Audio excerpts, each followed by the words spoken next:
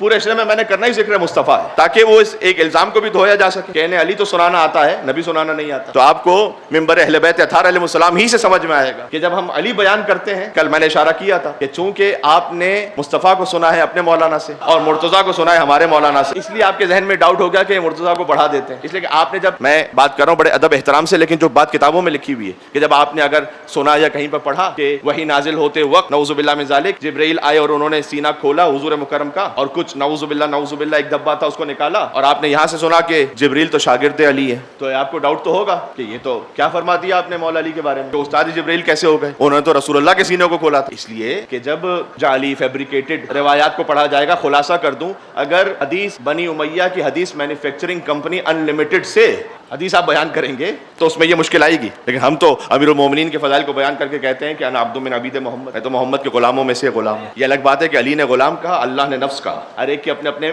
مقام مرتبے کے اعتبار سے، کہ امیر المومنین نے خود اپنے آپ کو غلام کہا اور اللہ نے نفس کہا علی ابن ابی طالب کو آئے مباہلہ میں. تو اب گفتگو یہ ہے کہ جب ہم یہ کہتے ہیں کہ اللہ سبحانہ وتعالیٰ نے کچھ فضائل تو خاص طور پر ایسے ہیں کہ جن کا اظہار بھی منحصر بفرد ہے، کہ مثلا میں نے بار بار عرض کیا کہ حضور کا نام اس طرح سے نام لے کے نہیں پکارا، اس ادب احترام کے ساتھ پکارا، پھر حضور کے اعضاء کا ذکر کیا. کہیں قرآن میں ایسا نہیں ہے کہ اللہ نے کسی نبی کی رضا کو چاہا ہو کہ یہ مجھ سے راضی ہو جائیں، ہمیشہ برعکس رہا. فقط مصطفیٰ کا معاملہ بلا سوف یعطیک ربک فترضی، ہم آپ کو اتنا عطا کریں گے کہ آپ راضی ہو جائیں. میں کبھی ترتیب آپ کو سناؤں گا. یہ سورہ ضحیٰ ہے، اس کے 2.25 سال بعد نازل ہوا ہے سورہ کوثر. یعطی کا عطا کریں گے، آتینا کا عطا کر دیا، ہم آپ کو وہ عطا کریں گے کہ آپ راضی ہو جائیں گے.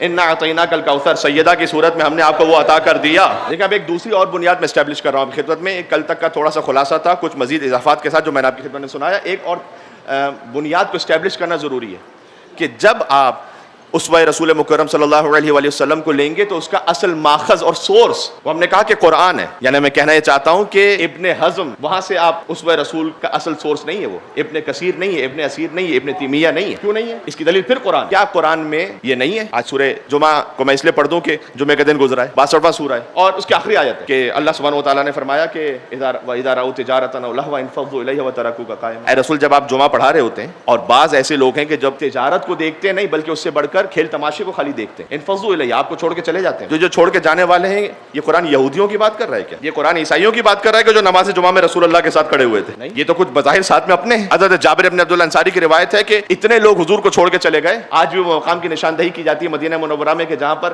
قافلے تجارت آ کے رکتے تھے، اور جب شام سے وہ قافلے تجارت آتے تھے تو ہر ایک کے دل میں خواہش ہوتی تھی کہ سب سے پہلے میں پہنچ جاؤں تاکہ جو ڈسکاؤنٹڈ ہے وہ مجھے مل جائے پہلے، اور جو کچھ وہ مٹیریل لینا چاہتے سب سے پہلے میں. یعنی کتنی ایک عام خطیب کے لیے آپ اتنی رسپیکٹ رکھتے ہیں کہ اگر مجلس ہو رہی ہے، سوائے اس کے کہ کوئی بہت ایمرجنسی ضروری کام آ جائے، آپ اٹھ کے نہیں جائیں گے. حتیٰ آپ کا بیٹا مثلا بچہ یہ کہہ رہا ہوگا کہ مجھے پانی پینا، آپ کہیں گے بیٹا بیٹھے رہو. بہت کوئی ایمرجنسی ہو جائے تو آپ اٹھ کے جائیں گے، ورنہ کسی عام خطیب کی مجلس میں سے آپ اس طرح سے اٹھ کے نہیں جائیں گے. یعنی میں اس کی انٹینسٹی آپ کو سمجھانا چاہ رہا ہوں کہ مصطفیٰ خطاب کر رہے ہیں اور ایک دم مجمع اٹھے اور چلا جائے. جو کائنات کا عاقل ترین انسان ہے، جو استاد علی ابن ابی طالب ہے، جو مدینہ العلم ہے، جس کے قلب پہ قرآن نازل ہوا ہے، وہ گفتگو فرما رہے ہیں، لوگ اٹھ کے چلے جائیں. حضرت جابر بن عبداللہ انصاری جن سے حدیث سے قصہ ہے، وہ روایت کرتے ہیں کہ 12 لوگ فقط رہ گئے حضور کے مجمع میں، باقی سب حضور کو چھوڑ کے چلے گئے. میں آپ کو یہ بتلانا چاہتا ہوں کہ ہم سیرت رسول وہاں سے کیوں نہیں لے سکتے. اب جو رسول کی بارگاہ سے نماز میں اٹھ کے چلا جائے تو ہم ان سے کیسے پوچھیں کہ رسول کیا نماز پڑھتے تھے اور کیسے نماز پڑھتے تھے؟ ہم تو ان سے نماز کا طریقہ سیکھیں گے کہ حضور کے چچا حضرت عباس کی روایت ہے کہ میں نے دیکھا کہ فقط 3 لوگ ہیں کہ جو مکہ میں نماز پڑھ رہے ہیں. خانہ کعبہ میں ایک حضور مکرم ہے،